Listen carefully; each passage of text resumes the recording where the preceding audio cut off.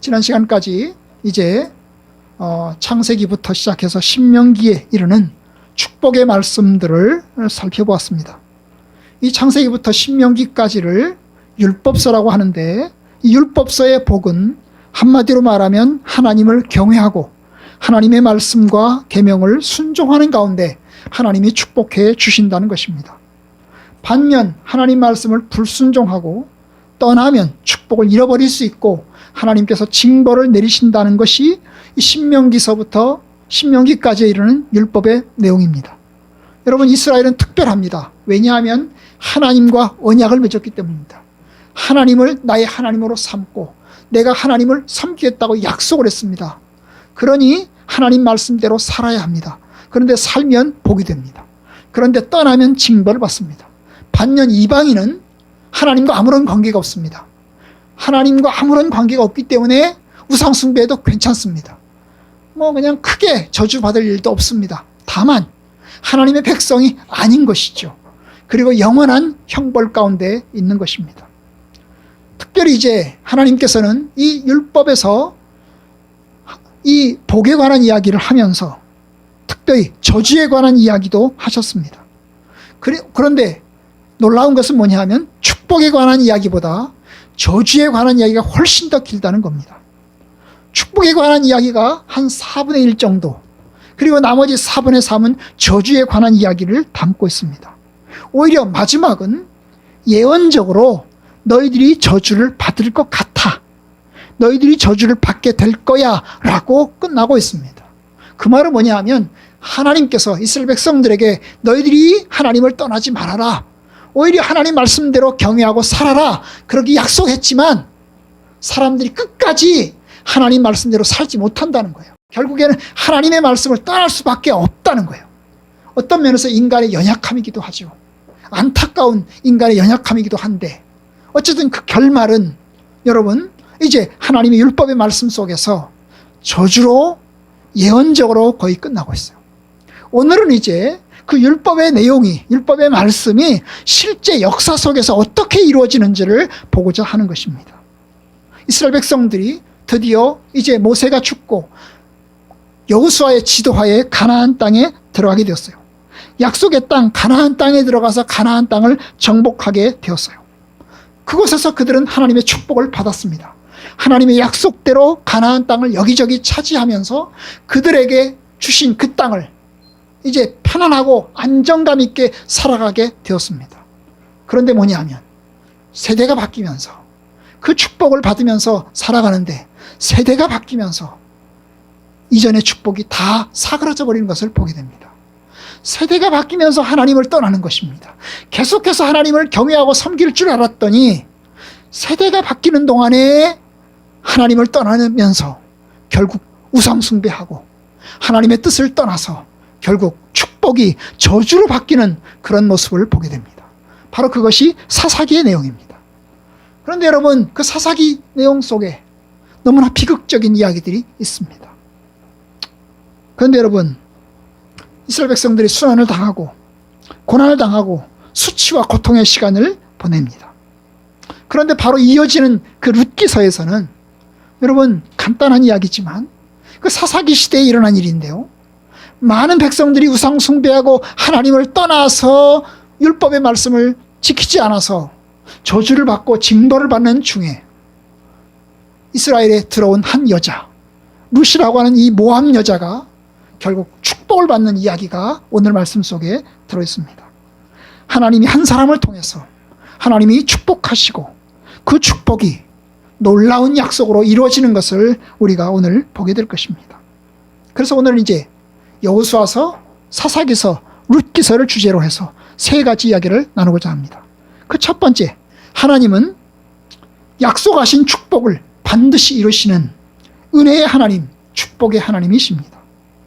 이스라엘은 모세가 죽은 다음에 여호수아의 주도하에 가나안 땅에 들어가게 되었습니다. 여호수아에게 하나님이 이제 여호수아서를 시작하면서 하나님이 이야기하십니다. 이제 내 종 모세가 죽었으니 너는 이제 가나안 땅에 들어가라. 백성들을 이끌고 가나안 땅을 들어가라. 요단강을 건너서 가나안 땅에 들어가서 하나님이 약속하신 땅을 이제 점거해라. 내가 모세에게 말한 바와 같이 너희 발바닥으로 밟는 곳을 다 내가 너희에게 주었다. 내가 모세와 함께 있던 것 같이 너와 함께 있을 것이고 너희들과 함께 있을 것이다. 강하고 담대하라. 그리고 내가 너에게 맹세하여 주리라고 한 그 땅을 너에게 줄 것이니까 너는 여호와의 말씀을 묵상하고 여호와의 말씀을 지키고 좌로나 우로나 치우치지 말고 하나님의 말씀대로 나아가라. 그리하면 어디로 가든지 형통할 것이다. 하나님께서 여호수아에게 그렇게 약속하셨습니다.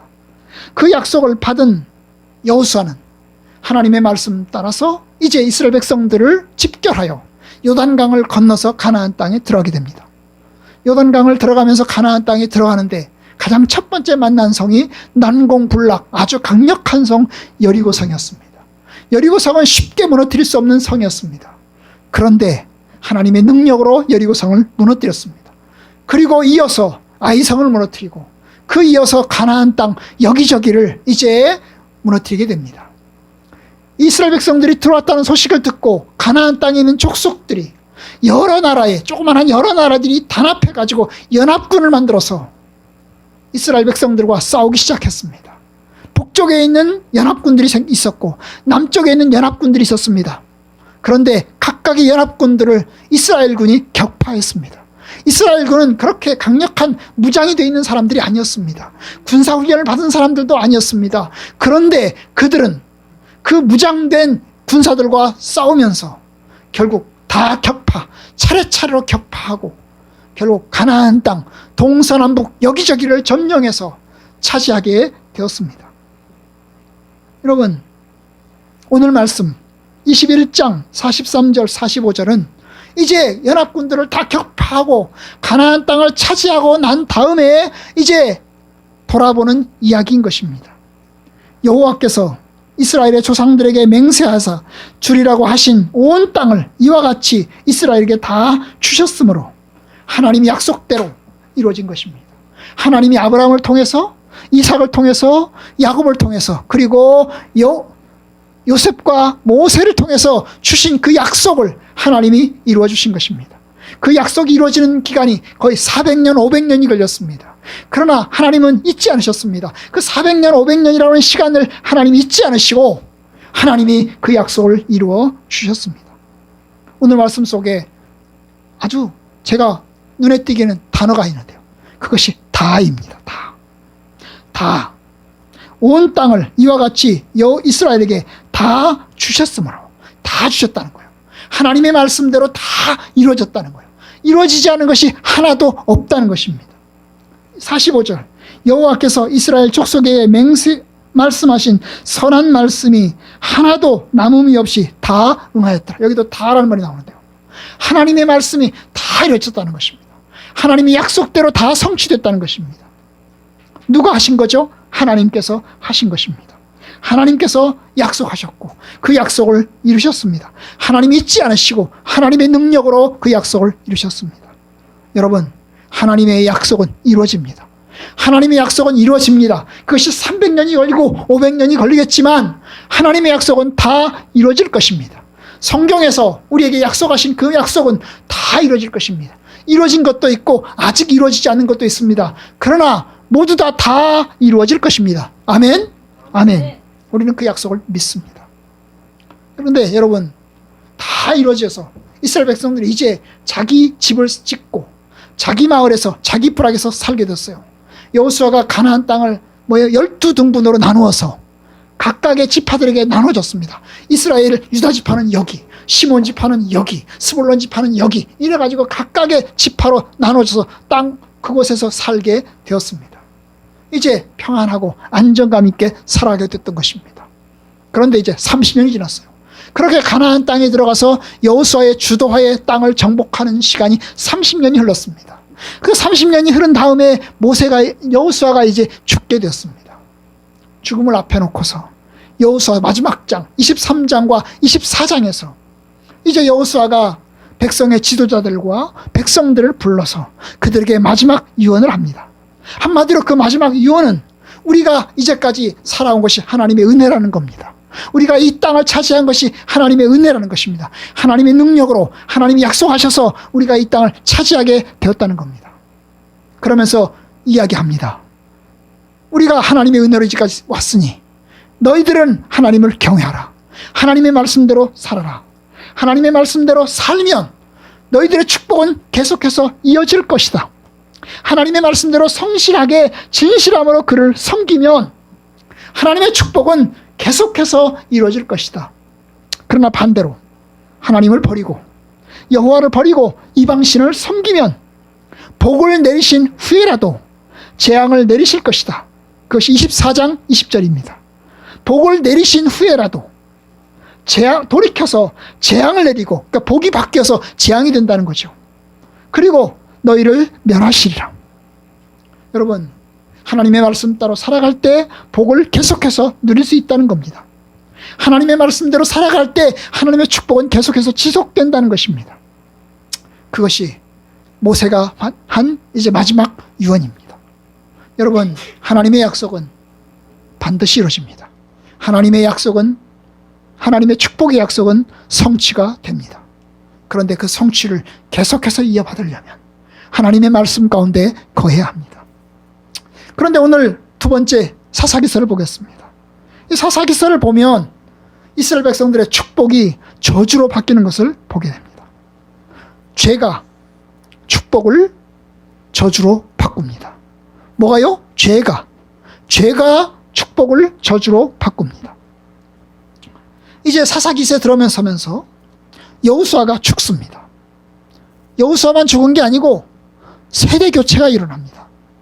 여호수아 세대에 살았던 사람들, 여호수아와 동시에 가나안 땅에 들어왔던 사람들, 그들은 하나님의 능력을 보았고 하나님의 도우심을 경험했습니다. 그런데 시간이 흘러서 그 세대 사람들이, 여호수아도 죽었고 여호수아 세대의 사람들도 하나씩 죽기 시작을 했습니다. 그리고 시대가 바뀌었습니다. 이전 세대가 다 죽었습니다. 이제 새로운 세대가 나타났습니다. 새로운 세대가 나타나니 놀라운 변화가 일어났습니다. 그들은 하나님을 기억하지 않았습니다. 이전 세대가 기억했던 하나님, 이전 세대가 섬겨왔던 하나님을 이후 세대는 다 잊어버렸고 하나님을 떠나서 우상 숭배를 하게 되었습니다. 그래서 사사기는 여러분, 고난과 괴로움의 역사입니다. 죄와 실패의 역사입니다. 축복의 땅이 고난의 땅으로 바뀌는 역사입니다. 축복의 인생이 괴로움의 인생으로 바뀌는 역사입니다. 사사기는 사사들의 이야기가 계속해서 반복이 됩니다. 하나님의 말씀대로 살았던 백성들이 죄를 짓고 우상 숭배합니다. 그러면 하나님이 징계하세요. 징벌하세요. 그래서 외세의 침략을 받아요. 외세의 침략 아래 이스라엘 백성들은 엄청난 고난을 겪습니다.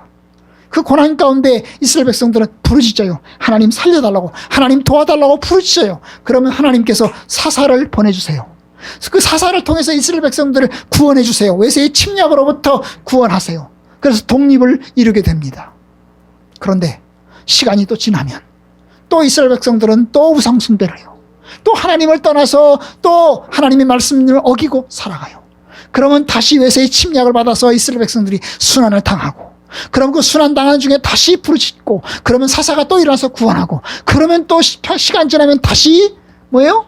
또 하나님을 떠나서 우상 숭배하고. 이것이 반복되는 이야기인 것입니다. 우리가 읽었던 2장 10절부터 19절까지 이야기가 사사기서의 서론인데요. 그 사사기의 서론의 내용이 바로 이와 같은 내용입니다.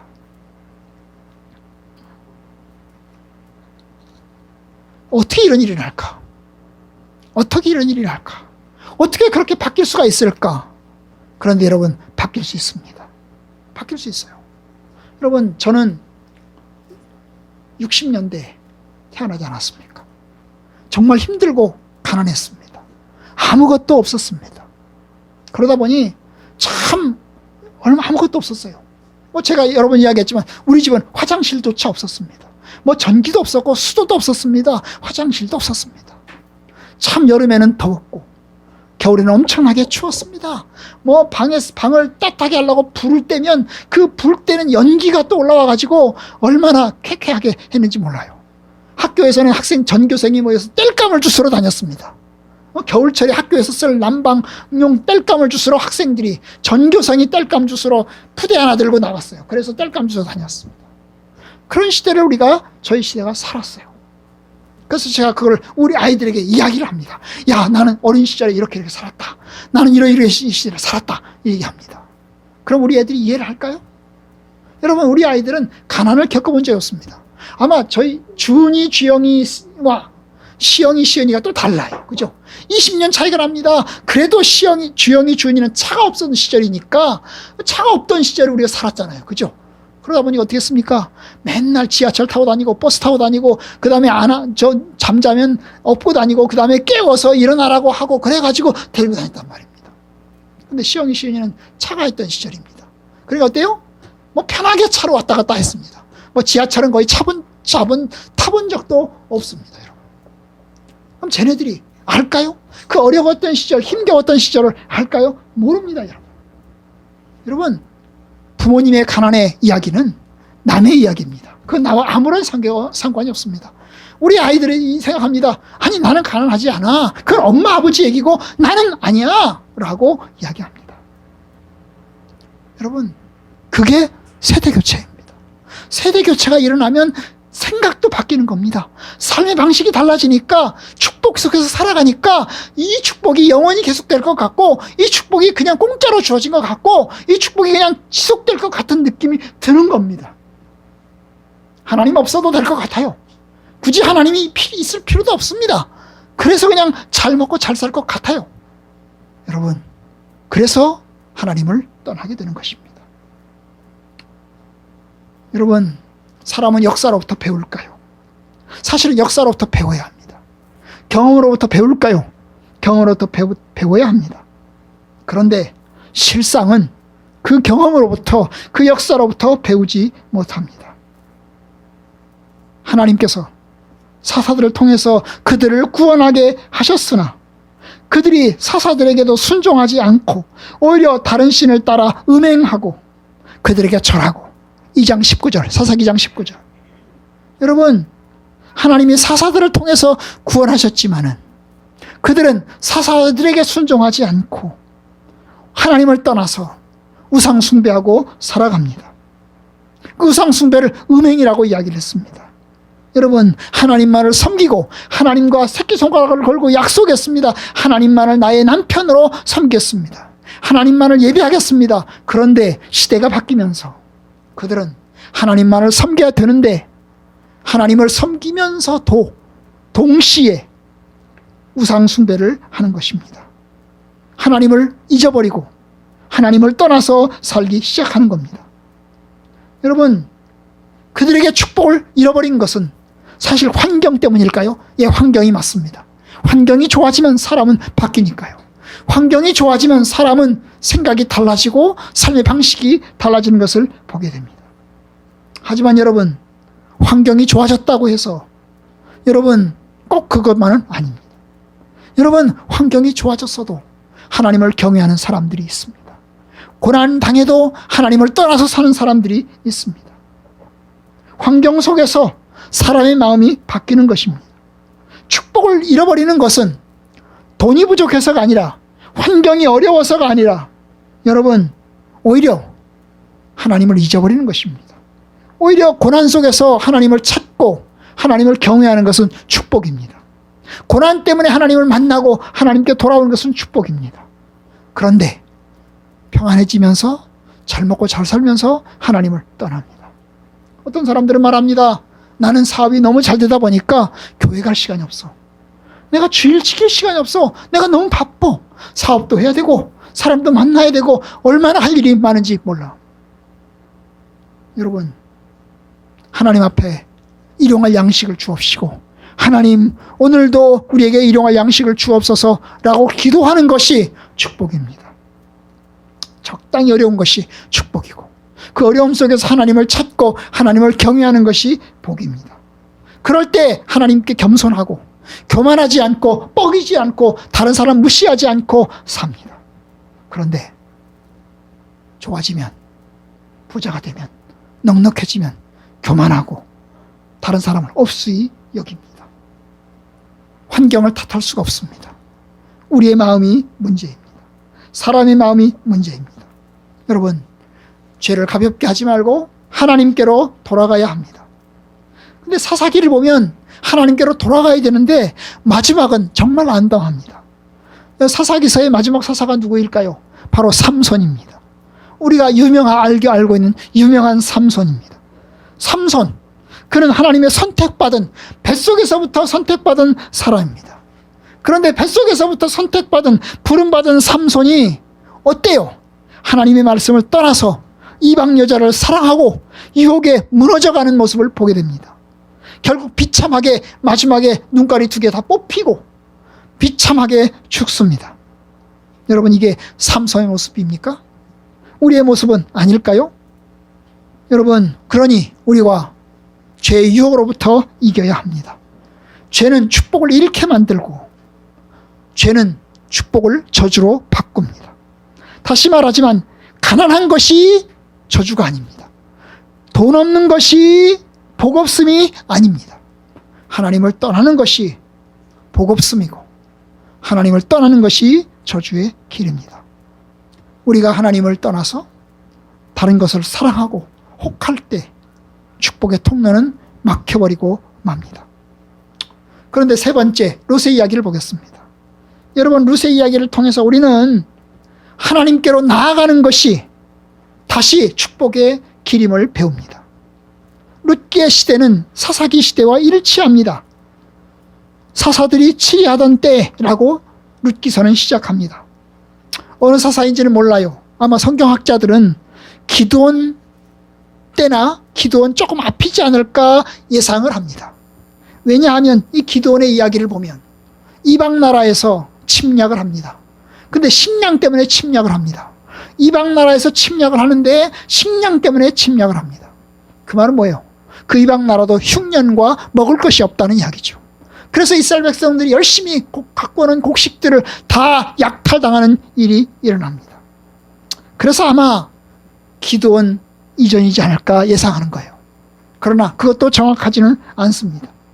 어쨌든 가장 어렵고 암울하던 사사시대에 일어난 이야기입니다. 그 룻기서는 이렇게 시작합니다. 흉년을 만나서 한 일가족이 이제 유다 땅 베들레헴에 살던 그 일가족이 멀리 모압 땅으로 이주를 합니다.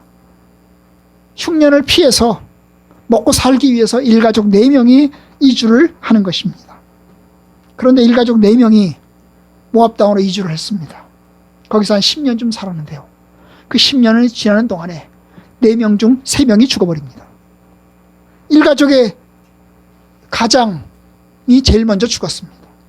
그래서 이제 2 아들을 장가를 보냈습니다. 2 아들을 장가를 보냈는데 그 지역 모압 여자들과 장가를 결혼시켜서 보냈더니 2 아들이 다 차례로 죽어버렸습니다. 남은 거는 시어머니 나오미와 그리고 며느리 2명이 남았습니다. 이제 슬픔 속에서 시어머니 나오미는 고향으로 돌아가야 되겠다고 마음먹었습니다. 이 며느리에게 자식들도 없습니다. 남편도 없습니다. 그러니 이야기합니다. 너희들은 이제 이곳에 남아서 나 따라오지 말고 이곳에 남아서 새 인생 출발해라. 여기서 새로운 남자 만나서 새로운 가정을 꾸려서 너희들 행복하게 살아라. 나 따라오지 말아라. 그렇게 이야기합니다. 나는 이제 내 고향으로 돌아가야 되겠다. 여러분, 4명이 나왔습니다. 돌아갈 때는 혼자 돌아갑니다. 나올 때는 좀 풍족하게 나왔습니다. 돌아갈 때는 빈털터리로 돌아갑니다. 좋게 나왔는데 결국 어렵게 돌아가게 되었던 것입니다. 그런데 나오미가 돌아가는 길에 이 며느리들 중에 한 명인 룻이 동행을 합니다. 나도 가겠습니다. 나도 어머니를 따라서 가겠습니다. 그러니 나도 데려가세요. 시어머니가 말합니다. 따라오지 마. 내가 가는 길은 슬픈 길이야.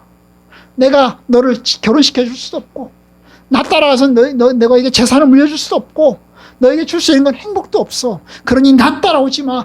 불행은 나 혼자로 좋게 라고 이야기합니다. 그런데 룻이 이야기합니다. 모압 여신 룻이 뭐라고 이야기하냐면 어머니가 가는 곳에 나도 가고 어머니가 머무는 곳에 나도 머물고 어머니의 백성이 나의 백성이 되고 어머니의 하나님이 나의 하나님이 되고 어머니가 죽는 그곳에서 나도 죽겠습니다. 어머니가 끝까지 하겠다는 거잖아요. 결국 만류하지 못하고 이제 돌아옵니다.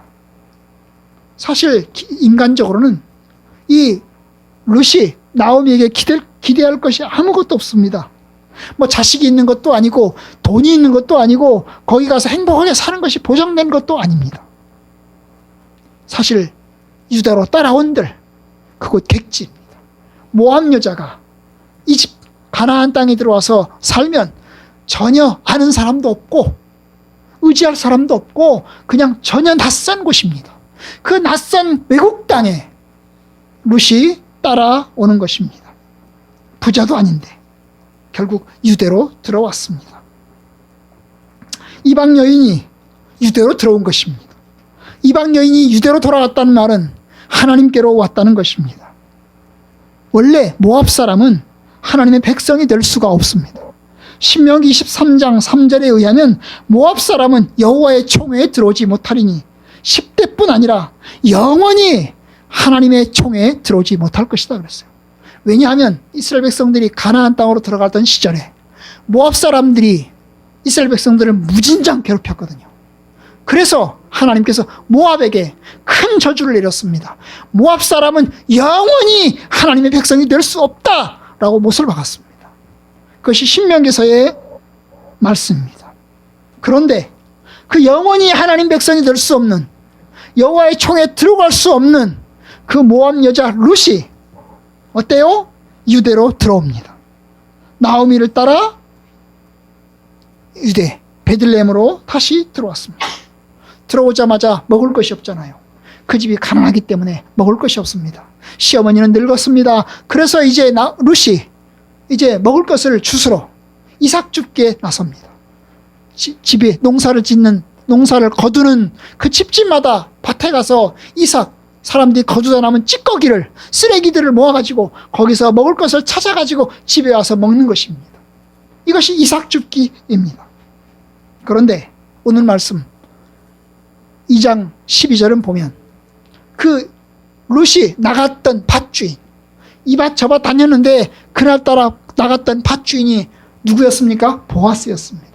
이 보아스의 밭에 갔는데 이 보아스가 자기 밭에서 일하는 낯선 여자, 이삭 줍기를 하고 있는 어떤 여자를 보면서 물어봐요. 저 여자가 도대체 누구냐? 그랬더니 뭐라고 얘기합니까? 바로 저 여자가 룻입니다. 모압 땅에서 나오미를 따라온 룻입니다. 그래서 이제 보아스가 이 룻을 불러다 놓고 이야기를 하는 거예요. 야, 너 딴 밭에 가지 말고 우리 밭에서 와. 하나님께서 너에게 복 주시길 바란다. 네가 참 성실하게 살고 있는 것 다 알고 있다. 나도 잘 알고 있다. 그래서 하나님께서 너에게 축복해 주시기를 바란다. 2장 11절 보아스가 그에게 대답하여 이르되 네 남편이 죽은 후로 네가 시어머니에게 행한 모든 것과 네 부모와 고국을 떠나 전에 알지 못하던 백성에게로 온 일이 내게 분명히 알려졌느니라. 나도 너에게 들은 바 있다. 너에 대해서 잘 알고 있다. 그러면서 하는 말, 여호와께서 네가 행한 일에 보답하시기를 원하고 이스라엘 하나님 여호와께서 그의 날개 아래 보호를 받으러 온 너에게 온전한 상 주시기를 원하노라. 여러분, 그런 룻을 위해서 보아스가 밭주인 보아스가 축복을 합니다. 객지로 온 여자, 낯선 땅으로 살러 온 여자를 향해서 보아스가 축복을 합니다. 그래서 이제 자기 하인들에게 시킵니다. 롯을 무시하지 말라고. 그리고 롯에게 먹을 것도 주라고. 그리고 이삭을 좀 더 흘려서 더 많이 추석하게 하라고. 일부러 흘리라고 그렇게 지시하기까지 합니다.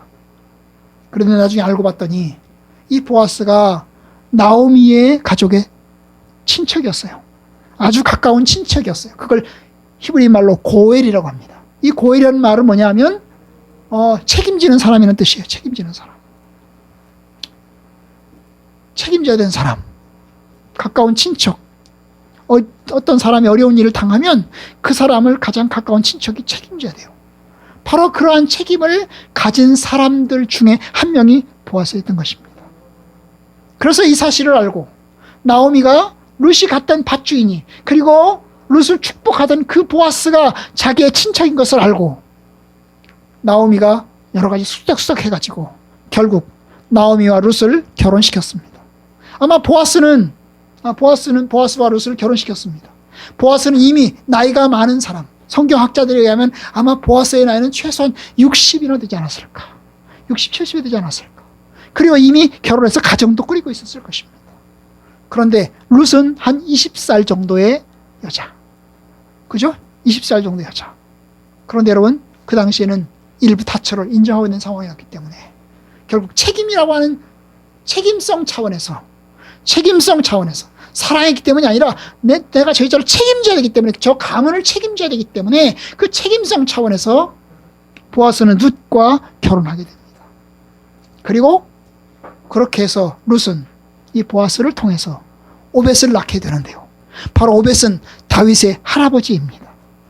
여러분, 모압에서 돌아온 나오미에게 하나님이 축복해 주셔서 기쁨을 주셨고, 그리고 유대로 들어온 이 모압 여자 룻에게 하나님께서 가정을 이루게 하시고 나아가 다윗의 조상이 되게 하셨습니다.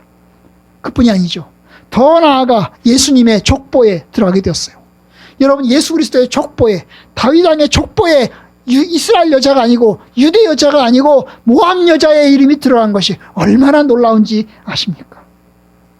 여러분, 사사기의 실패를 룻의 은혜가 덮었습니다. 인간의 죄보다 하나님의 은혜가 큽니다. 룻은 하나님의 백성이 될 수 없는 사람이었습니다. 그는 영원히 하나님의 백성이 될 수 없는 사람이었습니다. 저주받은 백성이었습니다. 그런데 그는 하나님의 백성이 되었고 다윗의 조상이 되었습니다. 하나님의 은혜로 그를 받아들인 것입니다. 율법의 기준으로 하면 그는 하나님 백성이 될 수 없는데, 절대로 복의 사람이 될 수 없는데, 그런데 은혜를 따라서 복의 사람이 되었습니다. 은혜가 죄를 이기는 것입니다. 은혜가 파워풀한 것입니다. 죄가 크고 중대하지만 하나님의 은혜는 죄보다 엄청나게 큽니다. 그래서 불가능한 일을 행하셨습니다. 여러분, 혹시 하나님을 떠나서 나는 실패했어, 나는 죄를 너무 많이 지었어, 이제 끝났어 하시는 분이 계십니까? 여러분, 룻기서는 우리에게 이야기합니다. 하나님은 살아계시다. 하나님은 신실하시다. 하나님은 긍휼이 크시다. 그러니 하나님께 나가라. 하나님께 나가면 하나님께서 축복하신다. 예수님은 우리를 위해서 십자가를 지었습니다. 예수님이 우리의 모든 죄를 지고 십자가에서 모든 죄를 도말하셨습니다. 하나님께서 예수님을 통해서 우리에게 은혜를 베풀어 주십니다. 여호수아에서 시작된 약속이 사사기의 실패를 끝나서 룻기서에서 회복함으로 이루어집니다. 그리고 예수 그리스도를 통해서 마침내 다 완성이 됩니다. 여러분, 이제 이야기를 맺습니다. 여호수아, 사사기, 룻기서는 하나의 복음입니다. 여호수아서는 말합니다. 하나님은 약속하신 축복을 다 이루시는 분이시다. 하나님은 은혜와 축복의 하나님이시다. 사사기서는 말합니다. 그런데 죄는 이 축복과 축복을 저주로 바꾼다. 축복을 다 잃어버리게 만든다. 하나님을 떠나서 우상 숭배하고 하나님을 거역하면 축복은 상실되고 비참함 속에 빠지고야 만다. 그런데 룻기서는 말합니다. 하나님 백성이 아니라도 저주를 받았고 실패할 운명이라도 고통당하는 삶이라도 하나님께로 돌아오면, 하나님 앞에 나아오면 하나님께서 은혜를 주신다. 그래서 축복을 베풀어 주신다. 저주를 축복으로 바꾸어 주신다. 여러분, 그것이 오늘 이야기입니다. 여러분, 저와 여러분들은 어떻습니까? 사실 저와 여러분들은 저주의 사람입니다. 룻처럼 영원히 하나님 백성이 될 수 없는 그런 사람과 같습니다. 우리 조상들은 대대로 수천 년 동안 우상 숭배를 해왔습니다. 우리 삼국시대, 고려시대, 조선시대부터 이제까지 계속해서 우상 숭배를 해왔습니다. 하나님을 몰랐습니다. 예수님을 몰랐습니다. 예수 그리스도를 몰랐습니다. 하나님의 뜻대로 살지 않았습니다. 그런 민족이었습니다. 그런 사람들이었습니다. 그런데 우리에게 복음이 주어졌어요. 예수님의 십자가의 복음이 이제 선교사들을 통해서, 믿음의 사람들을 통해서 저와 여러분들에게 주어졌습니다. 어두운 땅에 빛이 찾아왔습니다. 암흑의 땅에 생명이 찾아왔습니다. 저주의 땅에 축복이 찾아왔습니다. 하나님께서 우리에게 복을 주십니다. 하나님께서 주신 은혜는 물질이 아닙니다. 하나님이 주신 은혜는 이 세상의 형통이 아닙니다. 하나님이 주신 은혜는 하나님과의 관계를 회복하고 하나님을 알고 하나님을 경외하고 하나님 안에 우리에게 축복이 주어졌어요. 생각해 봅니다. 하나님이 내게 은혜를 주셨는데, 그래서 내가 예수를 믿고 하나님의 은혜로 살게 되었는데, 이 하나님의 은혜를 우리 아이들이 잘 간수할 수 있을까? 하나님의 은혜와 축복을 우리의 손자들이 잘 간수할 수 있을까? 아마 잘 지키지 못할 수도 있습니다. 그런데 바람은 하나님의 은혜를 지키기를 원합니다. 혹시 그 하나님의 은혜가 또 하나님의 은혜를 잊어버려서 혹시 징벌을 받더라도 속히 하나님께로 돌아서고 속히 하나님께 회개하고 하나님께로 나아와서 다시 회복하기를 바랍니다. 여러분, 하나님이 우리와 함께 계십니다. 하나님께서 은혜를 주셨습니다. 하나님 나라의 소망을 우리에게 약속하셨습니다. 그 약속을 잘 붙듭시다. 그리고 할 수만 있으면 우리의 자녀들에게 훈계하고 경고합시다. 가르칩시다. 우리 아이들이 이제 믿음이 없습니다.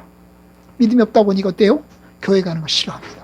아마 중학생 되고 고등학생 되면 교회 가기 싫어합니다. 왜 내가 교회 가야 돼? 나는 교회 가기 싫어. 얘기합니다. 그리고 끌려갑니다. 코 꿰듯이 강제로 끌려갑니다. 그리고 어떻게 합니까? 교회 가서 잡니다. 자요. 예배 시작하면서 예배 끝날 때까지 잡니다. 거기다 대고 외칩니다. 열심히 외칩니다. 그런데 여러분, 그래도 그 자는 중에도 하나님의 은혜를 받을 줄 믿습니다. 자는 중에도 하나님의 말씀을 받을 줄 믿습니다. 제가 이제 학부모 기도회, 명지고 학부모 기도회를 나갑니다. 근데 학부모 기도회에서 이제 학기 말 맞아서 부흥 집회를 했습니다. 3일 동안. 근데 저는 하루 갔는데요. 부흥 집회를 이제 특성하느라고 하느라고 하루를 참여했는데, 여러분, 강사 목사님이 아이들에게 엄청나게 설교를 잘하세요. 아주 재미있게 웃기면서 설교를 잘하세요. 그런데 아이들 대부분은 핸드폰을 보고 게임을 하고 있어요. 대부분은 자고 있어요. 대부분은 자고 핸드폰 하고 있어요. 그런데 열심히 외치고 있어요. 열심히 외치는 이유가 뭘까요? 그분이 하시는 말씀. 이 가운데 대통령이 있는 줄 믿습니다. 아멘? 아멘. 이 가운데 그래도 바울과 같은 사람이 있을 줄로 믿습니다. 아멘? 아멘. 그래서 그 한 사람이 예수 그리스도를 믿고 그 한 사람이 주께로 돌아오기를 위해서 열심히 외치는 거예요. 여러분, 마찬가지입니다. 저도 우리 식구들 전부가, 우리 교회 성도들 전부가 온전히 하나님의 백성 되기를 원합니다. 저희 바람은 그냥 우리 중에 한 사람만 예수 믿기를 바라는 게 아니라 우리 가족 전부가, 몇 사람 되지 않은 모든 사람들이 다 주의 자녀로 살기를 바랍니다. 자더라도 교회에서 자고, 졸들어와서 교회 와서 졸고, 그러면서 하나님의 은혜 가운데 여러분이 살기를 바랍니다. 우리의 축복이, 우리의 믿음이 우리 자녀들에게 전달되고 세워지기를 주님의 이름으로 축복합니다.